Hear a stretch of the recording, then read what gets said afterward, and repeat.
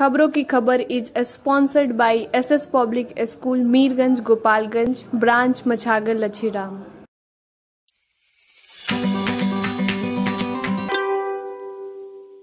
मैं हूं दयाशंकर और आप देख रहे हैं खबरों की खबर। आज की संक्षिप्त खबरें।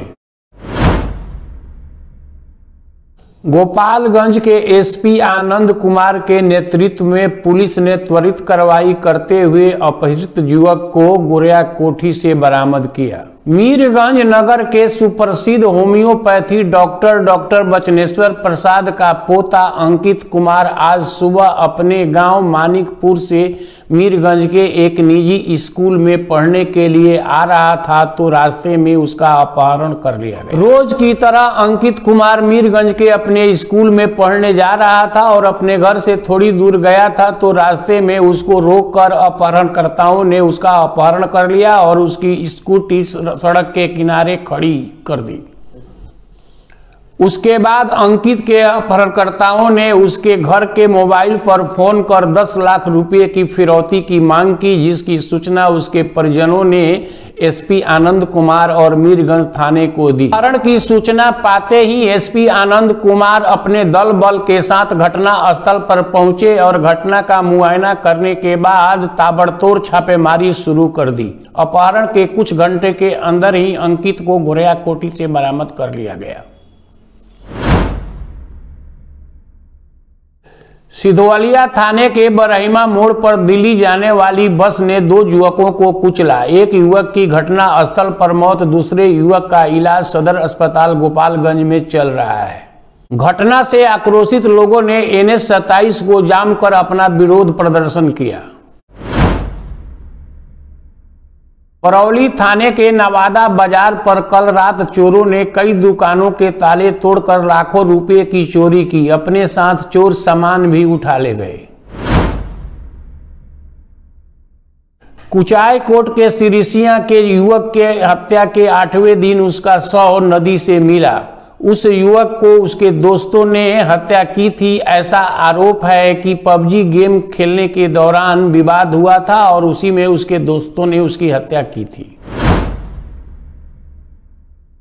आज लोकसभा में गोपालगंज के सांसद डॉक्टर आलोक कुमार सुमन ने PNG पाइप्ड नेचुरल गैस का मुद्दा उठाया। संबंधित मंत्री ने इसे पूरा करने का आश्वासन दिया। जैसा कि आप जानते हैं, PNG की सुविधा पहले चरण में बिहार के 28 जिलों में शुरू होने वाला है, जिसमें गोपालगंज भी शामिल है।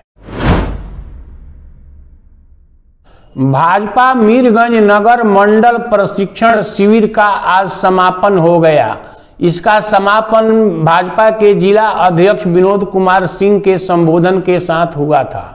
इसके पहले भाजपा के कई नेता इसको संबोधित किए थे, जिसमें ओम प्रकाश सिंह, अमरेंद्र राय, ब्रह्मानंद राय, प्रकाश मणि त्रिपाठी, प्रकाश लाल प्रमुख हैं।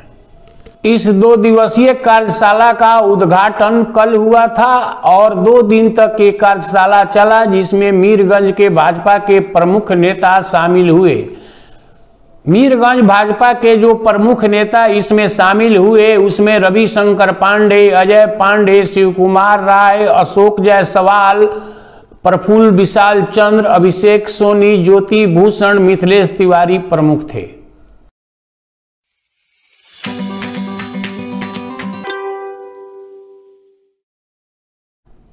आज की चर्चा में हम चर्चा करेंगे मीडिया ट्रायल के बारे में कि आखिर ये मीडिया ट्रायल क्या है। इसको समझने के लिए हम लोगों को मीडिया के रोल के बारे में जानना होगा कि वर्तमान परिदृश्य में मीडिया की क्या भूमिका है। मैं अपनी बात को आगे शुरू करूं उसके पहले मैं आपको बता दूं कि लॉ कमीशन ने अपने 200वीं रिपोर्ट में कहा है कि मीडिया को प्री जुडिशियल मैटर्स में रिपोर्टिंग करने के लिए रोका जाए। यानी कि अगर किसी एक्यूज्ड का अरेस्ट होता है, इन्वेस्टिगेशन होता है या ट्रायल होता है, उस बारे में मीडिया को अपनी राय रखने से रोका जाए। लेकिन मैं बता दूं आपको कि भारत में प्रजातंत्र है। हमारा प्रजातंत्र दुनिया का सबसे बड़ा प्रजातंत्र है और मीडिया के रोल के बारे में पंडित जवाहरलाल नेहरू ने कहा था कि एक प्रेस को जब हम आज़ादी देते हैं तो ये खतरा होता है कि वो कुछ निरंकुश हो सकता है। उसके बावजूद भी हम प्रेस की आज़ादी को दबा करके नहीं रख सकते, क्योंकि रेगुलेटेड या दबाया हुआ प्रेस खतरनाक होता है और वो कभी भी सही बात का इजहार नहीं कर सकता। मैं आपको एक उदाहरण दूं कि आज़ादी के दौरान भी हमारे बहुत सारे नेता जो पत्रकारिता से संबंधित थे और उन्होंने अपने पत्रकारिता के माध्यम से लोगों को जागृत किया था, यानी कि भारतवासियों को आज़ादी की लड़ाई लड़ने में उन्हें प्रेरित किया था। इधर की एक घटना मैं बता दूं कि ये मीडिया ट्रायल की जो बात होती है, तो ये मीडिया ट्रायल जो है अच्छा के लिए भी होता है और बुरा के लिए भी होता है। मीडिया को स्वयं संयम बरतने की जरूरत होती है। कभी कभी मीडिया के रिपोर्टिंग से सरकार के कान खड़े हो जाते हैं, सरकार सजग हो जाती है और सरकार कोई गलती करने से अपने आप को रोकती है। कभी कभी जुडिशियरी भी मीडिया के रिपोर्टिंग से संज्ञान लेता है और निर्दोष लोगों को छोड़ता है, दोषियों को सजा देता है। एक घटना का मैं जिक्र करूंगा कि प्रियदर्शी नाम की एक महिला थी जिसका रेप किया गया था संतोष कुमार सिंह नामक एक व्यक्ति के द्वारा, और जब एक कोर्ट में केस गया तो संतोष कुमार सिंह को लोअर कोर्ट से छोड़ दिया गया, रिहा कर दिया गया। उसके बाद हाई कोर्ट में इसकी अपील की गई और ये अपील 6 साल तक ज्यों का त्यों पड़ा रहा। लेकिन जब मीडिया ने इसको संज्ञान में लिया और अखबारों में, टेलीविजन पर जब इस खबर को चलाया जाने लगा, अखबारों में रिपोर्टिंग होने लगी, तो हाई कोर्ट ने संज्ञान लिया और 41 दिनों के अंदर इस पर अपना फैसला सुना दिया। यानी कि ये इम्पैक्ट है मीडिया का कि कोई काम अगर नहीं होता है, कहीं भी स्लो है, लापरवाही है, तो मीडिया में अगर रिपोर्टिंग होता है तो चाहे एग्जीक्यूटिव हो, लेजिस्लेचर हो, जुडिशियरी हो, तीनों उसे संज्ञान में लेते हैं और लोगों को न्याय मिलता है। मगर ये भी देखने में आता है कि इधर कुछ दिनों से, मतलब पिछले जो है कुछ दिनों से मीडिया जो है निरंकुश होती जा रही है। यानी कि पहले मीडिया में जो रिपोर्टिंग होता था वो बैलेंस होता था, लेकिन इन दिनों जो मीडिया में रिपोर्टिंग हो रही है वो रिपोर्टिंग बैलेंस नहीं है।